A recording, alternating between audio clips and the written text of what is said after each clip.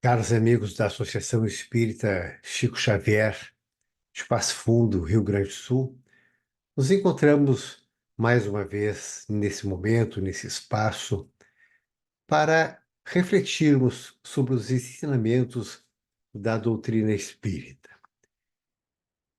Para o momento de hoje, eu trago uma reflexão a partir do livro A Gênese, os milagres e as predições segundo o Espiritismo, obra de 1868, que hoje está com 156 anos a contar de sua primeira edição. Na Gênese, no capítulo 11, falaremos hoje e refletiremos sobre a gênese espiritual, a origem dos espíritos. Mas antes, vamos elevar nosso pensamento ao alto, serenar nossa alma, nosso espírito, nosso coração e agradecermos a Deus pelo prato de comida que temos, pelo nosso abrigo, pelo nosso trabalho, pela nossa família, pela saúde que temos na condição que ela estiver. É um dom, faz parte do dom da vida. Pedindo aos mentores espirituais de nossa casa, aos mentores espirituais de cada um de nós, que nos acompanhem nesse momento de reflexão, que nos auxiliem, que nos intuam, que nos esclareçam sobre o que aqui for falado neste momento. Agradecemos a Deus e damos início, então, à nossa reflexão de hoje. Como eu dizia, então, ela foi retirada do livro A Gênese. Contextualizando, nós estamos no mês de maio do ano de 2024 e o Rio Grande do Sul vive a pior crise climática de sua história, sofrendo com enchentes, excessos de chuvas, deslizamentos, milhares de famílias desabrigadas e muitos apenas com a roupa do corpo, dependentes de auxílio governamental, dependentes de ações de caridade para as suas sobrevivências.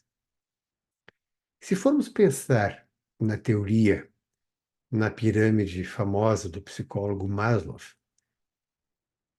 veremos que veremos que a base da pirâmide, as necessidades básicas de alimentação e de abrigo, até mesmo essas da base, hoje, inexistem para muitos. E a dignidade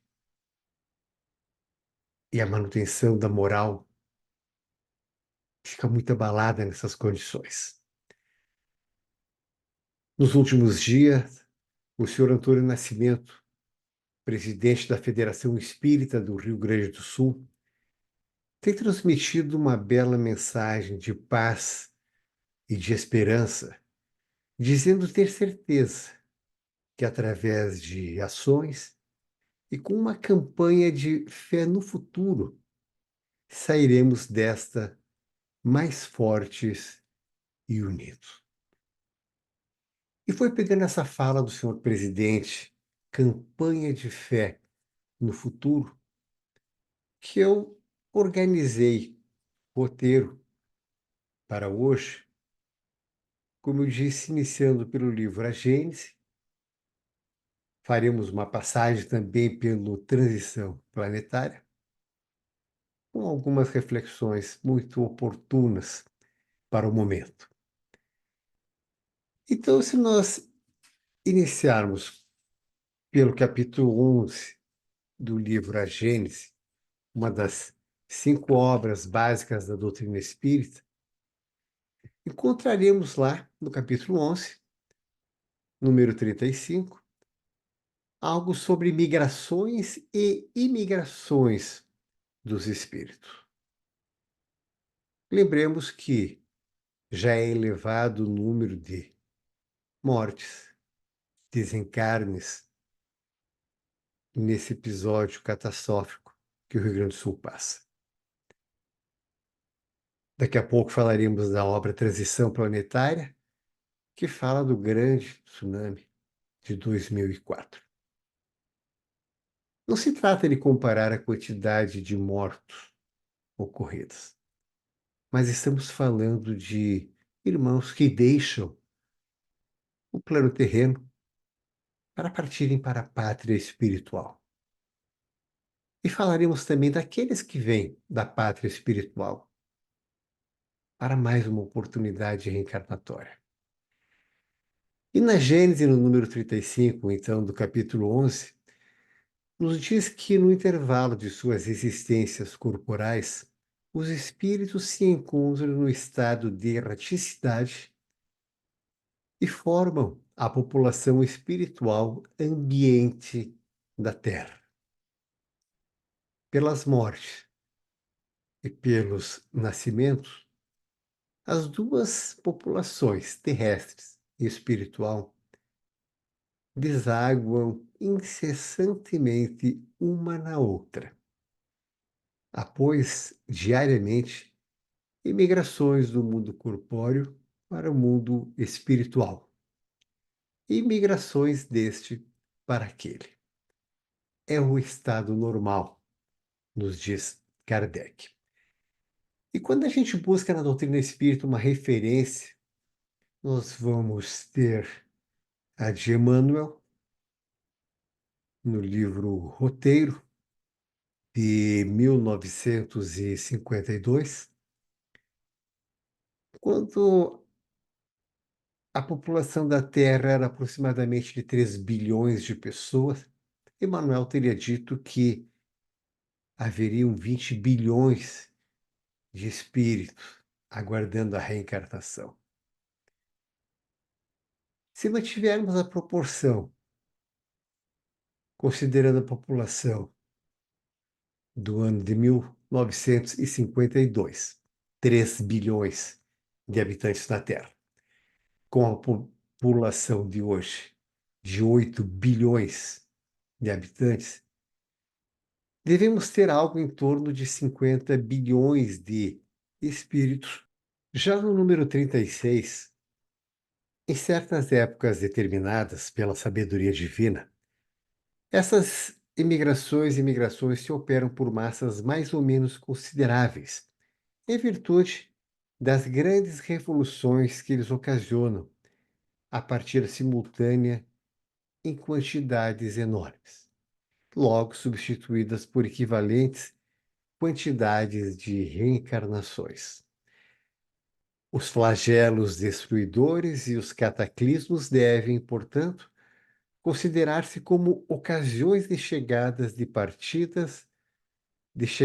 partidas coletivas, meios providenciais de renovação da população corporal do globo, de ela se retemperar pela introdução de novos elementos espirituais mais depurados. Na destruição que por essas catástrofes se verifica, de grande número de corpos, nada mais há do que rompimento de vestiduras. Nenhum espírito perece. Eles apenas mudam de planos. Em vez de partirem isoladamente, partem em bandos. Essa é a única diferença. Porque, fatalmente, cedo ou tarde, eles têm de partir. E essas renovações rápidas, nos diz lá na Gênese, quase que instantâneas, elas têm por finalidade, apesar de um efeito destruidor, e nos lembremos da lei da destruição, elas apressam o progresso social. sem as imigrações e migrações que de há tempos a tempos vêm lhes dar esses impulsos, o processo seria muito lento.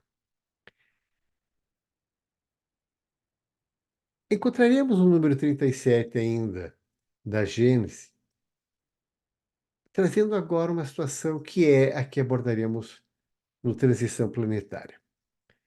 De que essa transfusão que nós entendemos em esfera do orbe terrestre, às vezes, de tempos em tempos, essa transfusão se efetua entre população encarnada e desencarnada de um planeta. Igualmente se efetua entre mundos diferentes, quer individualmente, quer em condições normais. Pois imigrações e imigrações coletivas de um mundo para outro, donde resulta a introdução na população de um deles de elementos inteiramente novos. Novas raças de espíritos, vindo misturar-se às existentes, constituem novas raças de homens. Ora, como os espíritos nunca mais perdem aquilo que adquiriram, eles trazem consigo para sempre a inteligência e a intuição dos conhecimentos adquiridos. E para isso eles precisam apenas de um novo corpo. Então são nessas trocas de espírito, quando o planeta Terra recebe espíritos de outros planetas, que vêm espíritos com uma moral mais elevada, vêm espíritos com mais sabedoria, com mais conhecimento, com mais experiência, e em chegando à Terra, eles integram a população espiritual terrena. Então, na obra Transição Planetária, eu tenho essa edição aqui, que é a segunda. Ela foi editada no ano de 2010 por Divaldo Pereira Franco e o espírito Manuel Filomeno de Miranda.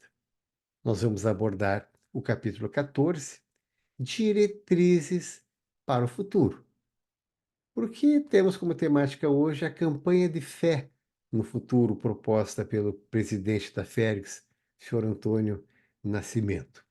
E esse livro Transição Planetária ele é o primeiro da quadrilogia de Manuel Filomeno de Miranda. Os livros que seguem a esse são Amanhecer de uma Nova Era, Perturbações Espirituais e o quarto e último livro, No Mundo de Regeneração. Comentaremos alguns relatos, então, desse capítulo 14, Diretrizes para o Futuro.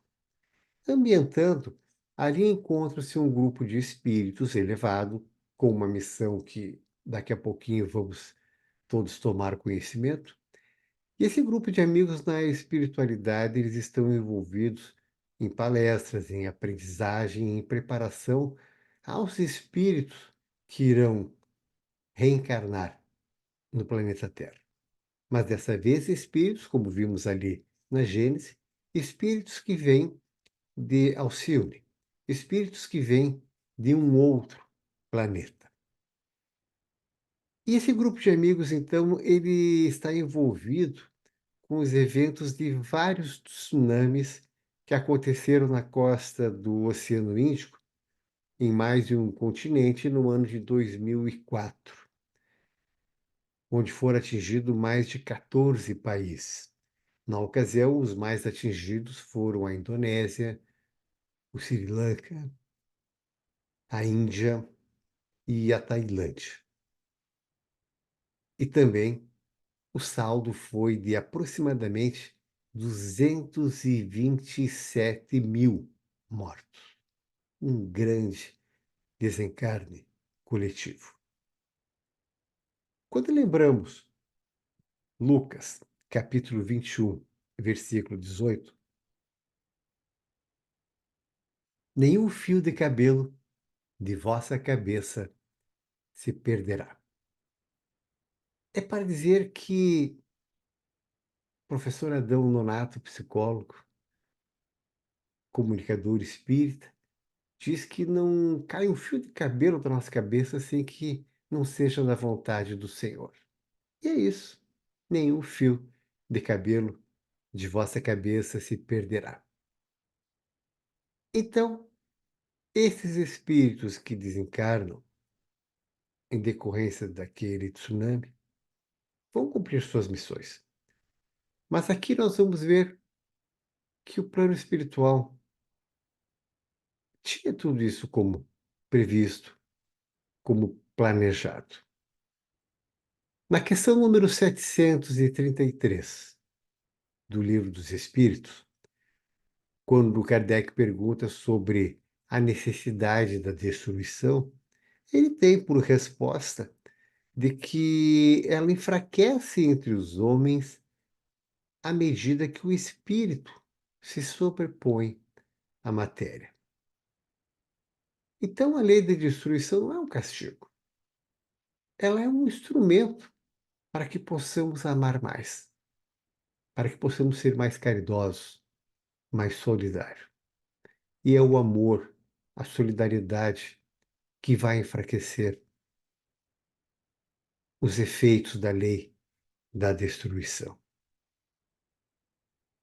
E nesse capítulo 14 de Transição Planetária, percebe-se que há toda uma preparação da espiritualidade para o trabalho a ser realizado entre os desencarnados do tsunami e os encarnados familiares que acabaram ficando. Vamos então a alguns pontos do relato que encontramos no livro. Os grupos dos espíritos elevados estavam reunidos para receber instruções dos dirigentes. O nosso relator nos diz que estavam em cerca de 20 espíritos, trabalhadores de várias áreas, como da desobsessão, da reencarnação e esclarecimentos espirituais. E eles estavam ali preparados para o seu trabalho. E de que trabalho se tratava isso? Então, ele nos aponta aqui que, dizendo assim, participaríamos de atividades de selecionamento de casais para receber como filhos os visitantes de mais além, de modo que lhes fosse possível alcançar as metas superiores que desejavam, e que viessem para balizar a era da regeneração. Então, o trabalho, segundo essa descrição, era o de preparar a reencarnação de espíritos alienígenas. Não tenhamos alienígenas como uma palavra estranha. É apenas uma definição para dizer, e é a definição que está na obra espírita do Manuel Filomeno, é apenas a definição para dizer que se tratam de espíritos de outros planetas que voltam agora reencarnando no planeta Terra. Então, essa era a missão, esse era o trabalho que esse grupo de espíritos elevados tinham por missão. Também veremos lá no Livro dos Espíritos, na questão 55, quando diz que todos os globos que circulam o espaço, ou perdão, essa é a pergunta, né? Todos os globos que circulam no espaço são habitados? E a resposta dos espíritos é sim. E o homem terreno está bem longe de ser, como acredita, o primeiro em inteligência, bondade e perfeição. Há, entretanto, homens que se julgam espíritos fortes e imaginam que só este pequeno globo, né, a nossa Terra, tem o privilégio de ser habitado por seres racionais. Orgulho e vaidade. Creem que Deus criou o universo somente para eles. Na casa de meu pai há muitas moradas. diz João, capítulo 14, versículo 2. Então, esse grupo de espíritos aqui da transição planetária está envolvido na reencarnação de um grande número, veremos depois um grande número de reencarnantes. Nos dizem ainda: deveríamos dar assistência moral e espiritual aos futuros genitores, para que não se permitissem influenciações negativas nem vinculações com entidades perversas que pululam na face do planeta, ociosas umas, vingadoras outras, invejosas em grande número, perturbadoras por prazer. Então, além da orientação aos espíritos que estavam chegando, esse grupo também tinha a incumbência de orientar esses pais que seriam os adotantes. É a espiritualidade protegendo aquelas gestações. Apenas a título de informação, aqui o nosso interlocutor diz então encerrada a sessão daquela noite, e que aí o grupo de espíritos aproveitou o horário de folga para se deslocarem à cidade e colônias espirituais. Então, os espíritos encontram-se presentes sempre, das mais variadas formas, nos mais variados lugares. O nosso interlocutor continua dizendo assim que tomou conhecimento de que um grande número desses espíritos que estavam vindo para reencarnar na Terra já encontravam-se em colônias próximas da Terra, assimilando o psiquismo do orbe, assim como seus habitantes, visitando sociedades espíritas e até mesmo se comunicando em algumas delas. Estávamos, portanto, em grande ebulição emocional, dentro de um rigoroso programa de ação do bem. Então, assim, é só para termos uma ideia de que há toda uma preparação encarnatória. Aqui ele nos diz que o doutor Artêmio trouxe então uma fala de compromisso de autoiluminação e de desenvolvimento espiritual da Terra que esses espíritos tinham como missão. E aí, esses espíritos, como eu dizia, que se preparavam, aguardavam ansiosamente a noite seguinte, onde haveria então um dos primeiros passos nessa etapa. E na noite seguinte, então, o doutor Artemio, agora um dos organizadores dos grupos, encontrava-se sobre uma pedra vulcânica no litoral brasileiro. Esses espíritos, então, nesse momento já estavam sob a orbe terrestre. E após uma oração, o doutor Artemio se dirige aos que ali estão. São chegados os grandes e nobres dias do Senhor da Via. Ele está se dirigindo aos espíritos que ali estão aguardando o seu reencarno. Nada menos do que 10.000 espíritos, naquele momento, ouviu essa fala do Dr. Artemio. Vocês vieram de outra dimensão para contribuir com o libertador, com L maiúsculo, né? E aceitastes a incumbência de cooperar na construção da era da paz e do amor.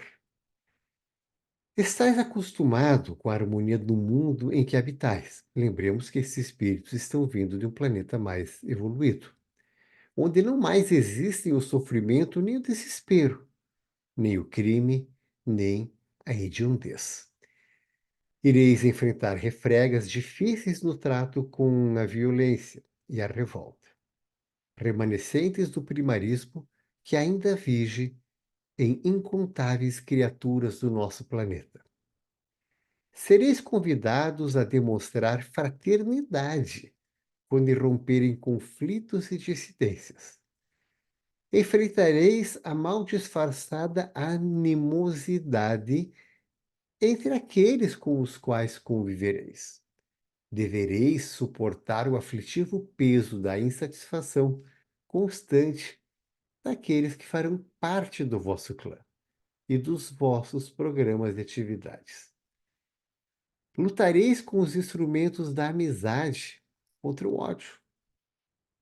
Tereis que entender os agressores, que nunca procuram compreender o outro e sempre se acreditam com a razão.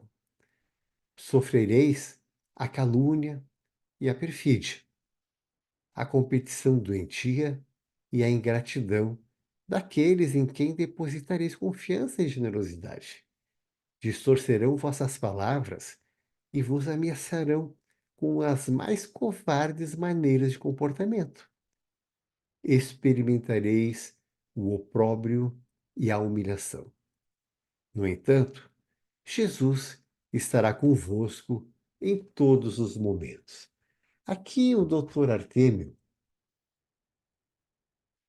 alerta esses espíritos que, por mais elevados que sejam, por melhores que sejam suas intenções em cumprir a missão, eles encontrarão muita dificuldade. Estamos falando disso aqui, então, já nesse século, estamos falando de algo por volta do ano 2000. Agora eu quero trazer Marco Aurélio, imperador romano, filósofo, viveu do ano 121 ao ano 180, e essa citação do Marco Aurélio que eu vou trazer para vocês aqui tem mais de 1.800 anos, talvez 1.850 anos atrás.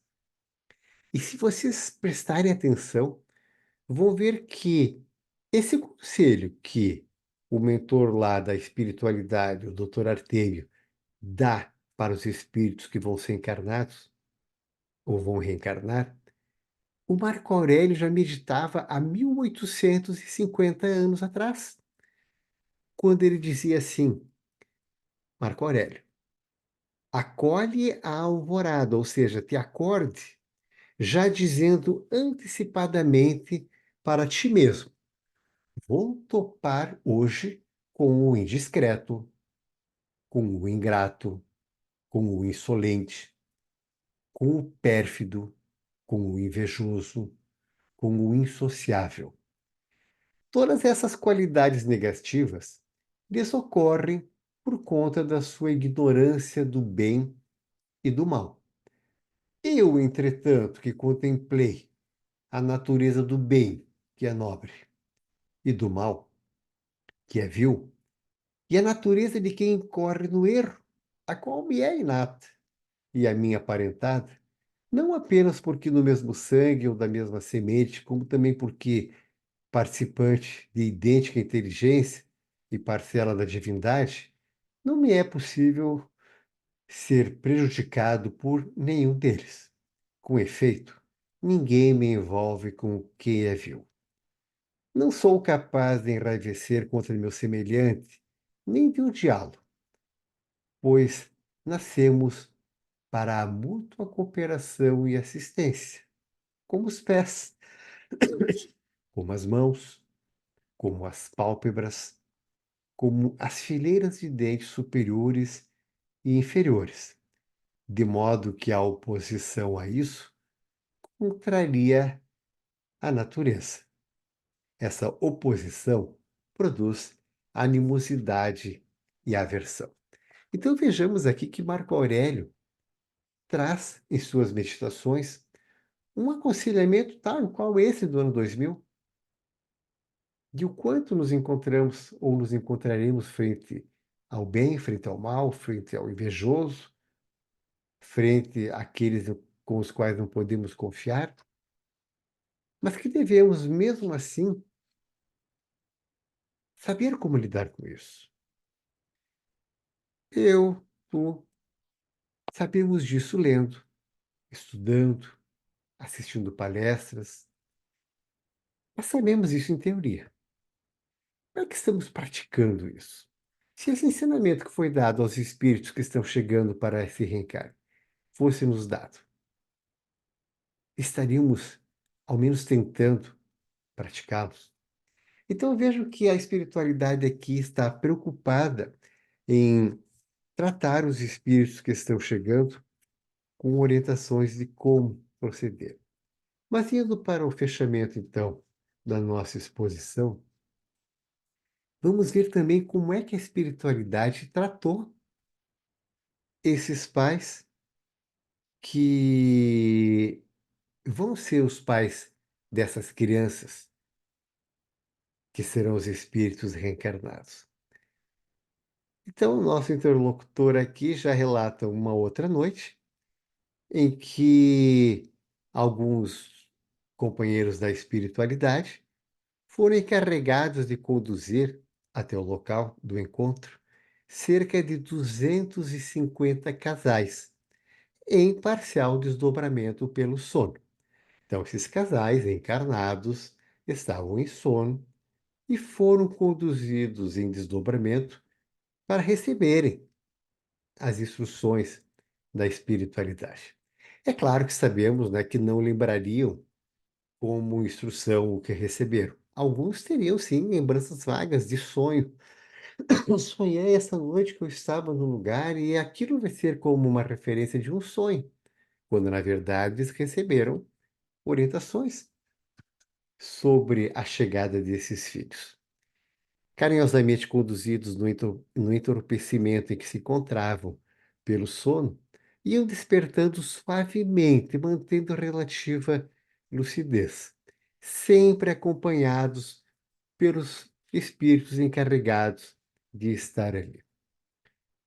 Então, foram colocados num auditório os futuros reencarnantes em um lado do auditório. No meio do auditório encontravam-se os pais, os que seriam os adotantes. E do outro lado, esses espíritos que estavam trabalhando naquele momento ali. Então, agora é o Dr. Silvio, um médico geneticista, que dirige a palavra então aos espíritos que vão reencarnar e aos pais desses espíritos. Aqui estamos todos a fim de travarmos o primeiro contato espiritual para podermos definir rumos para o futuro. Todos que viesses trazidos têm o desejo da procriação, referindo-se aos pais. Alguns já são pais. Inicia-se uma era nova para a sociedade terrestre e vocês estão convidados por vosso próprio merecimento a participar desse grandioso acontecimento. Vossas existências têm sido saudáveis. A vossa conduta encontra-se apoiada nos valores éticos do bem, mantendo compromisso religioso com diversas denominações religiosas. E esforçai-vos para encontrar a paz e a plenitude. Então vejo que esses pais estão sendo premiados com esses filhos altamente evoluídos que vêm de outro planeta. Premiados, obviamente, por suas condutas éticas, por seu caminho do bem, por sua religiosidade e percebam, em diversas denominações religiosas. Deus não é exclusividade do Espiritismo. Jesus não é exclusividade do Espiritismo. Todo aquele bom cristão, bom religioso, todo aquele que ama a Deus, é amado por Deus, não há dúvida alguma. E mesmo aqueles que o renegam, o desconhecem, não lhe dão importância, também são amados. Mas a cada um de acordo com suas obras. Então, continua o Dr. Silvio na sua preleção, dizendo que vivemos um momento muito grave na sociedade terrestre, assinalado pela violência, pelo desvario moral, pela usança de drogas perturbadora, pelos vícios, pelos comportamentos perversos e destrutivos, por vários desrespeitos. E que, por conta dali do progresso, desenha-se um mundo novo, um mundo de harmonia. E os filhinhos, né, essa expressão que ele usa, que eles estão sendo confiados, necessitarão do amparo emocional e espiritual indispensável ao desiderato para o qual estão chegando. Ao futuro, caberá a colheita disso que está sendo feito agora. E encerrando aqui, então, a espiritualidade coloca, então, frente a frente os pais com os futuros pais, né, com seus futuros filhos, para que se conheçam, para que troquem conversas, para que tenham um momento, um primeiro momento ainda antes mesmo de uma gestação, né, para que tenham esse encontro de trocas de afeto. Sereis caracterizados no mundo pelas qualidades morais, pelos conteúdos psicológicos de paz e de reflexão, desde os seus primeiros dias. Depois de breve pausa, ele prosseguiu: Sabeis que a reprodução humana está sob impositivos graves, no que diz respeito à constituição orgânica. Graças à vibração que emite, o espírito selecionará de maneira expressiva o milagre da fecundação. Então, encerra o eminente espírito dizendo: Alegrai-vos, trabalhadores do novo mundo. Vivereis o grande crepúsculo da civilização atual que se vai, mas fruireis a beleza do amanhecer de uma nova era de paz e de bênçãos que está por acontecer. Cultivai os sentimentos nobres do dever, da harmonia e do bem, nos mais diversos segmentos da sociedade em que vos encontrais, e permiti-vos bafejar pelas aragens espirituais que soprarão, afastando as torpes e pesadas vibrações do período de transição. Abençoados pela oportunidade, começai a planejar, pensai no amor. Então, nessa breve explanação, nós trouxemos uma ideia de como a espiritualidade tem preocupação sim conosco. Desde o momento em que nos prepara para a vinda, desde o momento em que prepara nossos pais para a nossa chegada, desde o momento em que temos a consciência, sim, do nosso objetivo existencial. Então, nesse momento de aflição pelo qual o povo gaúcho passa, lembremos que há tantos outros espíritos de bem, há tantos outros espíritos voluntários, como temos visto pela mídia, deixando seus afazeres, deixando seus compromissos para dedicarem-se no auxílio ao próximo. E lembremos, é o amor que vai amenizar o efeito da lei da destruição. Está lá no livro dos Espíritos. Vamos para o encerramento, então, com uma oração de Francisco de Assis, espírito elevadíssimo, que também faz parte da obra Transição Planetária e que, naquele momento, dirige, então, essa oração. Mestre sublime Jesus, fazei que entendamos a vossa vontade e nunca a nossa, entregando-nos às vossas mãos fortes para conduzir-nos. Permiti que possamos desincumbir-nos dos deveres que nos cabem, mas não conforme os nossos desejos. Lançai vosso olhar sobre nós, a fim de que tenhamos a claridade da vossa ternura, e não as sombras da nossa ignorância. Abençoai os nossos propósitos de servir-vos, quando somente nos temos preocupado em utilizar do vosso santo nome para servir-nos. Envolvei-nos na santificação dos vossos projetos, de forma que sejamos vós e nós, porquanto ainda não temos condição de estar em vós. Dominai os nossos anseios de poder e de prazer, auxiliando-nos na conquista real da renúncia e da abnegação. Ajudai-nos na compreensão dos nossos labores, amparando-nos em nossas dificuldades e socorrendo-nos quando mergulhados na argamassa celular. Facultai-nos a dádiva da vossa paz, de modo que a distribuamos por onde quer que nos encontremos e todos a identifiquem, compreendendo que somos vossos servidores dedicados. E porque a morte restituiu-nos a vida gloriosa para continuarmos a trajetória da iluminação, favorecei-nos com a sabedoria para o êxito da viagem de ascensão, mesmo que tenhamos de mergulhar muitas vezes nas sombras da matéria, conduzindo, porém, a bússola do vosso afável coração, apontando-nos o rumo. Senhor, intercedei junto ao Pai todo amor por vossos irmãos da retaguarda, que somos, quase todos nós, os trânsfugas do dever. São Francisco de Assis.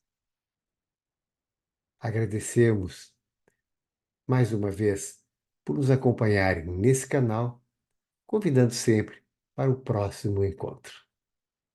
Até mais.